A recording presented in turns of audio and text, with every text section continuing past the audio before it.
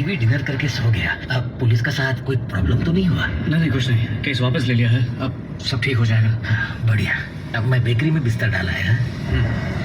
कुछ बनता है तो फोन कर। चल टाइगर।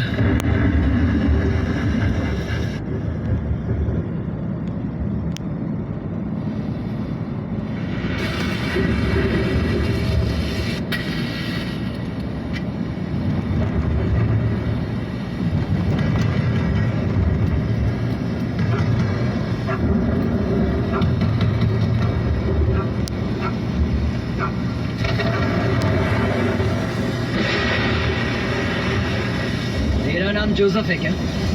हाँ मैं हूँ। सुना है कि तूने पुलिस स्टेशन में कंप्लेंट की है? नहीं मैंने नहीं, वो टीचर्स ने केस किया था और वैसे भी वो केस तो मैं वापस ले चुका हूँ। ओह, तो तूने केस वापस लिया तो क्या अपुन के भाई पे एहसान किया क्या तूने? हैं? एहसान करने वाला मैं कौन होता हूँ? तेरी इतनी हिम्मत की तूने कंप्लेंट कर दी, साले अभी तेरी चर्बी निकालता हूँ। देखिए मैं शरीफ इंसान हूँ, मुझे ये सब बाहर आ बे।